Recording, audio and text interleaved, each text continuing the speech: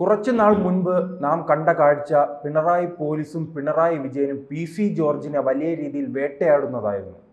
പക്ഷേ ഇപ്പോൾ അദ്ദേഹത്തിൻ്റെ മകൻ ഇറങ്ങിയിട്ടുണ്ട്. പിണറായിയും പിണറായിയുടെ മകളും ചെയ്ത അഴിമതി കഥകൾ പുറത്തു കൊണ്ടുവന്നാണ് ആ അച്ഛൻ്റെ മകൻ മറുപടി നൽകുന്നതല്ലേ?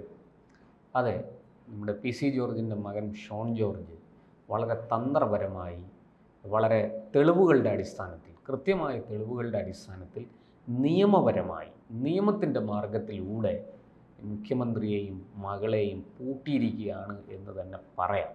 കാരണം ഈ മാസപ്പടി എന്നറിയപ്പെടുന്ന ആ കേസിൽ വീണ വലിയ പ്രതിരോധത്തിലാണ്. വീണയും വീണയുടെ ആ പൂട്ടിപ്പോയ കമ്പനിയുണ്ടല്ലോ എക്സാലോജിക്കിനും ഇന്ന് ഒരു ഉത്തരവും പറയാനില്ലാതെ അധികൃതർക്ക് മുന്നിൽ തലയും കുനിച്ച് നിൽക്കേണ്ട ഒരു അവസ്ഥ വന്നിരിക്കുകയാണ്. അതിന് കാരണം PC ജോർജിൻ്റെ മകൻ ഷോൺ ജോർജാണ്. ഒരു കാലത്ത് അച്ഛനെ ഇല്ലാത്ത കേസുകളിൽ കുരുക്കി വേട്ടയാടിയതിന് പകരമാണ് ഷോൺ ജോർജ് ഇതൊക്കെ ചെയ്യുന്നത് എന്ന് പൊതുവെ വിലയിരുത്തപ്പെടുന്നുണ്ട്. എന്തു തന്നെ ആയാലും ശരി, ഇപ്പോൾ പുറത്തു വന്നിരിക്കുന്ന വിവരങ്ങളനുസരിച്ച് SFIOയുടെ കുറ്റപത്രത്തിൽ പ്രതിപട്ടികയിൽ ഉൾപ്പെട്ടിരിക്കുന്ന വലിയ പ്രഹരമാണ് ഏൽപ്പിച്ചിരിക്കുന്നത് അല്ലേ? അതെ, കടുത്ത പ്രഹരമാണ് ഏൽപ്പിച്ചിരിക്കുന്നത്. SFIOയുടെ കുറ്റപത്രത്തിലെ പ്രതിപട്ടികയിൽ ഉൾപ്പെട്ടിരിക്കുന്നയാളാണ് വീണ എന്നാണ് പറയപ്പെടുന്നത്. എന്തായാലും അതിനെ സംബന്ധിച്ച് കൂടുതൽ അന്വേഷണം ആവശ്യപ്പെട്ട്, അതായത് ഒരു CBI അന്വേഷണം, പ്രിവെൻഷൻ ഓഫ് കറപ്ഷൻ ആക്ടിൻ്റെ അടിസ്ഥാനത്തിൽ CBIക്ക് അന്വേഷണം കൈമാറണം എന്നാവശ്യപ്പെട്ട് ഷോൺ ജോർജ് ഇപ്പോൾ SFIOയ്ക്ക് കത്ത് നൽകിയിട്ടുണ്ട്.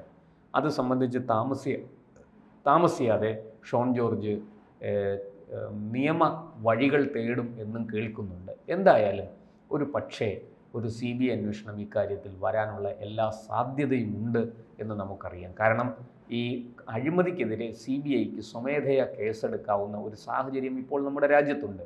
കേന്ദ്ര സർക്കാർ നിയമ ഭേദഗതിയൊക്കെ കൊണ്ടുവന്ന് CBIക്ക് അതിനുള്ള അനുമതി നൽകിയിട്ടുണ്ട്. CBI വിചാരിച്ചാൽ സ്വമേധയാ കേസെടുക്കാം. അതുപോലെ തന്നെ SFIOയ്ക്കും ഇത് അന്വേഷിക്കണം, CBI അന്വേഷിക്കണം എന്നാവശ്യപ്പെട്ട് CBIയോട് രേഖാമൂലം ആവശ്യപ്പെടാനും SFIOയ്ക്ക് കഴിയും. അതിനുള്ള യോഗ്യത അല്ലെങ്കിൽ അതിനുള്ള അധികാരം SFIOയ്ക്ക് ഉണ്ട് എന്നാണ് ഞാൻ മനസ്സിലാക്കുന്നത്. എന്തായാലും ഈ 282 കോടി രൂപയുടെ അഴിമതി ആരോപണമാണ് ഈ കേസിൽ ഉന്നയിക്കപ്പെട്ടിരിക്കുന്നത് എന്ന് മാത്രമല്ല, ഒരു സ്വകാര്യ കരിമണൽ വിൽക്കുന്ന അല്ലെങ്കിൽ കരിമണൽ എക്സ്ട്രാക്ട് ചെയ്ത് കൊണ്ടുപോകുന്ന ആ പദ്ധതിയുമായി ബന്ധപ്പെട്ട് നമ്മുടെ KSIDC, നമ്മുടെ വ്യവസായ വകുപ്പുമായിട്ട്, കേരള സംസ്ഥാനത്തിൻ്റെ വ്യവസായ വകുപ്പുമായിട്ട് കൈകോർത്ത് ആ പദ്ധതി പ്രാവർത്തികമാക്കുന്ന സ്വകാര്യ കമ്പനിയും വീണയുമായി നടത്തിയ ഇടപാടുകളാണ് ഇപ്പോൾ വീണയ്ക്ക് വലിയ തോതിൽ വെല്ലുവിളിയായി മാറിയിരിക്കുന്നത്. അവിടെ നിന്ന് ചില സേവനങ്ങളുടെ അടിസ്ഥാനത്തിൽ, അതായത് അവിടെ സോഫ്റ്റ്വെയർ സേവനം നൽകി എന്നതിൻ്റെ പേരിലാണ് അവരിൽ നിന്ന് പണം കൈപ്പറ്റിയിരിക്കുന്നത്. പക്ഷേ അതിന് കൃത്യമായ തെളിവുകൾ ഹാജരാക്കാൻ സാധിച്ചിട്ടില്ല. ഇത് അഴിമതിയാണ് എന്ന് SFIO പറയുന്നു. അതിനെ സംബന്ധിച്ച കൂടുതൽ അന്വേഷണം നടക്കേണ്ടതുണ്ട്. 1ാം ഘട്ടം പൂർത്തിയാക്കിയിട്ടാണ് അവർ കുറ്റപത്രം സമർപ്പിച്ചിരിക്കുന്നത്. ഇപ്പോൾ ഇത് സംബന്ധിച്ച് EDയും അന്വേഷണത്തിലാണ്. കാരണം ഈ ഇടപാടിനകത്ത് കള്ളപ്പണം വെളുപ്പിച്ചിട്ടുണ്ടോ എന്ന ആക്ഷേപം ഉയർന്നിട്ടുണ്ട്. ഈ ഷോൺ ജോർജ് തന്നെ ഇതുമായി ബന്ധപ്പെട്ട് ഒരു ഉപഹർജി കോടതിയിൽ നൽകിയിട്ടുണ്ട്. ഈ SFIO അന്വേഷണത്തിൻ്റെ ഭാഗമായി നടക്കുന്ന കോടതി നടപടികളിൽ അദ്ദേഹം ഒരു ഉപഹർജി കൂടെ നൽകിയിട്ടുണ്ട്. ഇവരുടെ വിദേശത്തെ അക്കൗണ്ടുകൾ പരിശോധിക്കണം, അവിടെ പണം വന്നിരിക്കുന്നത് എവിടെ നിന്നാണ്, വലിയ തുകകൾ ഉണ്ടെങ്കിൽ അത് എവിടെ നിന്നാണ് വന്നിരിക്കുന്നത് തുടങ്ങിയ കാര്യങ്ങൾ അന്വേഷിക്കണം എന്ന് ഷോൺ ജോർജ് ആവശ്യപ്പെട്ടുകൊണ്ട് ഒരു ഉപഹർജി കൂടെ നൽകിയിട്ടുണ്ട്. ഇതൊക്കെ പുറത്തു വന്ന വിവരങ്ങളാണ്. അതുപോലെ തന്നെ ഈ പറഞ്ഞ ഈ സ്വകാര്യ കമ്പനിയുടെ ഒരു സഹോദര സ്ഥാപനമായ എംപവർ ഇന്ത്യ എന്ന് പറയുന്ന ഒരു കമ്പനിയിൽ നിന്ന് വലിയ ഒരു വായ്പ ഈ വീണയുടെ കമ്പനി എക്സാലോജിക്ക് വാങ്ങിയിട്ടുണ്ട്. ആ വായ്പ കൃത്യമായിട്ട് തിരിച്ചടച്ചിട്ടില്ല. വളരെ ചെറിയ, അതിൻ്റെ ഒരു 5-1 6-1 തുക മാത്രമേ തിരിച്ചടച്ചിട്ടുള്ളൂ. അങ്ങനെ തിരിച്ചടയ്ക്കാതെ ഇത്രയും വലിയ വായ്പ നിലനിൽക്കുമ്പോൾ തന്നെ ഈ കമ്പനി വ്യാജരേഖകൾ ഉണ്ടാക്കി പൂട്ടി. അതായത് കമ്പനി എനിക്ക് മുന്നോട്ട് നടത്തിക്കൊണ്ട് പോകാൻ സാധിക്കില്ല, ഇതിൻ്റെ ഡയറക്ടർ വീണ മാത്രമാണ്, മറ്റാർക്കും അതിൽ പങ്കില്ല അങ്ങനെയുള്ള ആ കമ്പനി ഇനിയും എനിക്ക് മുന്നോട്ട് കൊണ്ടുപോകാൻ സാധിക്കില്ല, കമ്പനി നഷ്ടത്തിലാണ് എന്നൊക്കെ പറഞ്ഞ് അധികൃതർക്ക് തെറ്റായ വിവരങ്ങൾ, രജിസ്ട്രാർ ഓഫ് കമ്പനീസിന് തെറ്റായ വിവരങ്ങൾ നൽകി കമ്പനി പൂട്ടി. അതിൻ്റെ ഒരു കേസും ബാംഗ്ലൂർ നടപ്പുണ്ട്. അത് കർണാടക സർക്കാർ എടുത്ത കേസാണ്, അതും മുന്നോട്ട് പോകുന്നു. ഇതിനകത്തെല്ലാം വലിയ അഴിമതി ഉണ്ട് എന്നാണ് 2016 മുതൽ നടന്നിരിക്കുന്ന എല്ലാ ഇടപാടുകളും ദുരൂഹമാണ്, ഇതിനകത്തൊക്കെ വലിയ കുഴപ്പങ്ങളുണ്ട് എന്നാണ് ഷോൺ ജോർജ് ആരോപിക്കുന്നത്. അതുകൊണ്ട് തന്നെ ഒരു ഷോൺ ജോർജിൻ്റെ ഹർജി പരിഗണിച്ചാൽ, ഒരുപക്ഷേ ഷോൺ ജോർജിൻ്റെ കത്ത് പരിഗണിച്ച് SFIO ഒരു CBI അന്വേഷണം ആവശ്യപ്പെടാനുള്ള സാധ്യതയുണ്ട്. കാരണം രാജ്യത്തിനകത്തും പുറത്തും ആയിട്ട് നടന്ന അഴിമതി ആരോപണങ്ങളാണ്, നടന്ന സാമ്പത്തിക ഇടപാടുകളെക്കുറിച്ചാണ്, അതിനുള്ളിൽ അഴിമതി നടന്നു എന്നാണ് ആക്ഷേപം.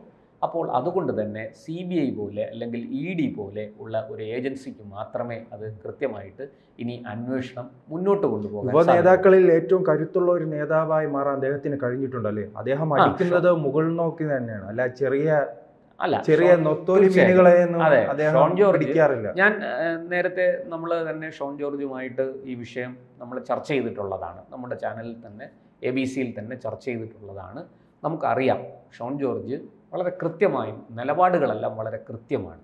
അദ്ദേഹം രേഖകൾ ശരിയാണെങ്കിൽ പിന്നെ എന്തിനാണ് നമുക്ക് പ്രശ്നമൊന്നുമില്ല. പക്ഷേ ഇതിനകത്തെല്ലാം കുഴപ്പങ്ങൾ നടന്നിരിക്കുകയാണ്, വഴിവിട്ട രീതിയിൽ പ്രവർത്തിച്ചിരിക്കുന്നു. എന്ത് സേവനമാണ് കൊടുത്തത്, ആ സേവനത്തിന് എത്ര രൂപ പ്രതിഫലം കിട്ടി, അതിന് കൃത്യമായി ടാക്സ് അടച്ചിട്ടുണ്ടോ, ഈ ചോദ്യങ്ങൾക്കൊന്നും തുടക്കത്തിൽ ഉത്തരമില്ലായിരുന്നു. പിന്നീട് കേസ് കൂടുതൽ കടുത്തപ്പോഴാണ് ചില തിരിമറികളൊക്കെ നടക്കുകയും ചില ടാക്സ് അടച്ച രേഖകളൊക്കെ പുറത്തു വരികയും ഒക്കെ ചെയ്തത്. എന്തായാലും ഞാൻ മനസ്സിലാക്കിയിടത്തോളം ഒന്നാമത് ഷോൺ ജോർജ് ഒരു അഭിഭാഷകൻ കൂടിയാണ്, നിയമം അദ്ദേഹത്തിന് അറിയാം, നിയമത്തിൻ്റെ മാർഗങ്ങൾ അറിയാം. അതുകൊണ്ട് തന്നെ ആ പഴുതടച്ച ഒരു നീക്കമാണ് ഷോൺ ജോർജ് നടത്തിയിരിക്കുന്നത് ഈ കേസിൽ. അതുകൊണ്ട് തന്നെ കോടതിയിൽ ആ കേസ് വളരെ ബലവത്തായിട്ട് നിൽക്കുകയാണ്. ഒരു തരത്തിലും അതിന് അത് വിട്ടുപോകാനുള്ളൊരു സാധ്യത ഞാൻ കാണുന്നില്ല. തീർച്ചയായിട്ടും ഷോണിൻ്റെ ഉപഹർജികളുമൊക്കെ പരിഗണിച്ചാൽ ഒരു പക്ഷേ ഇതൊരു CBI അന്വേഷണത്തിലേക്ക് പോകാനുള്ള എല്ലാ സാധ്യതയും ഉണ്ട്. നിലവിൽ ഒരു ED അന്വേഷണം ആരംഭിച്ചിട്ടുണ്ട്. കുറ്റപത്രത്തിൻ്റെ പകർപ്പ് SFIOയിൽ നിന്ന് അവർ വാങ്ങിയിട്ടുണ്ട്, പ്രതിപട്ടികയുടെ പകർപ്പ് വാങ്ങിയിട്ടുണ്ട്.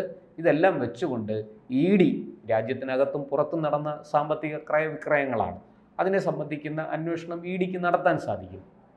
അപ്പോൾ ഇൻകം ടാക്സിൻ്റെ അന്വേഷണത്തിന് ചില പരിമിതികളുണ്ട്, പക്ഷേ EDക്ക് ആ പരിമിതികളില്ല. അതുകൊണ്ട് തന്നെ ED അന്വേഷണം കാര്യക്ഷമമായിട്ട് മുന്നോട്ട് പോകുമെന്നാണ് പൊതുവേ ഉള്ള വിലയിരുത്തൽ. എന്തായാലും ഇപ്പോൾ രാജ്യത്തെ നിരവധി കോടതികളിൽ, കേരളത്തിലും ഡൽഹിയിലുമൊക്കെ ആയിട്ട് നിരവധി കോടതികളിൽ, ബാംഗ്ലൂരുമൊക്കെ ആയിട്ട് ഇത് സംബന്ധിച്ച കേസുകൾ നടക്കുകയാണ്. ഒരർത്ഥത്തിലും ഈ വീണ വിജയന് അല്ലെങ്കിൽ വീണ തായ്ക്കണ്ടിക്ക് ഇതിൽ നിന്ന് അത്ര പെട്ടെന്നൊന്നും ഊരാൻ സാധിക്കില്ല എന്ന് വ്യക്തമാണ്. ഇനി ഷോൺ ജോർജിൻ്റെ രാഷ്ട്രീയത്തിലേക്ക് വന്നാൽ കൃത്യമായിട്ടും ഇന്ന് BJPയിൽ ഒരു യുവ നിരയിലുള്ള നേതാക്കളിൽ ഏറ്റവും പ്രധാനിയായ ഒരാൾ തന്നെയാണ് ഷോൺ ജോർജ്. ഷോൺ ജോർജ് വളരെ കൃത്യമായിട്ട് BJP കേന്ദ്ര നേതൃത്വവുമായിട്ടും നല്ല ബന്ധമുള്ള ഒരാളാണ്. അതുകൊണ്ട് തന്നെ അദ്ദേഹത്തിനെ ഏതെങ്കിലും വിധത്തിൽ സ്വാധീനിച്ച് ഈ കേസിൽ നിന്ന് പിന്തിരിപ്പിക്കാം എന്ന് ആരെങ്കിലും കരുതുന്നുണ്ടെങ്കിൽ അത് വിജയിക്കില്ല. ഷോൺ ജോർജ് വളരെ നിശ്ചയദാർഢ്യത്തോടുകൂടി, വളരെ കൃത്യമായി തെളിവുകളുടെ പിൻബലത്തോടുകൂടി മുന്നോട്ട് പോകുന്ന ഒരു നേതാവാണ്. അതുകൊണ്ട് തന്നെ ഈ അന്വേഷണം കൂടുതൽ കാര്യക്ഷമമാക്കിയേ മതിയാവുകയുള്ളൂ. ഏജൻസികൾ അതിലേക്ക് മുന്നോട്ട് പോകും എന്ന് തന്നെയാണ് ഞാൻ മനസ്സിലാക്കുന്നത്. കോടതിയുടെ ഇടപെടലുകൾ കൂടി വരുന്നതോടുകൂടി കേസ് കൂടുതൽ ഉഷാറാവുമെന്നാണ് പ്രതീക്ഷിക്കുന്നത്.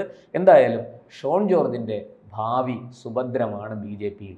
അദ്ദേഹം BJPയിൽ തൻ്റെ ചുവട് വ്യക്തമായിട്ട് ഉറപ്പിച്ചു കഴിഞ്ഞിരിക്കുന്നു. കൂടുതൽ വാർത്തകളും വിശേഷങ്ങളും നിങ്ങളിലേക്ക് എത്താൻ ABC മലയാളം സബ്സ്ക്രൈബ് ചെയ്യുക, ബെൽ ബട്ടണും അമർത്തുക.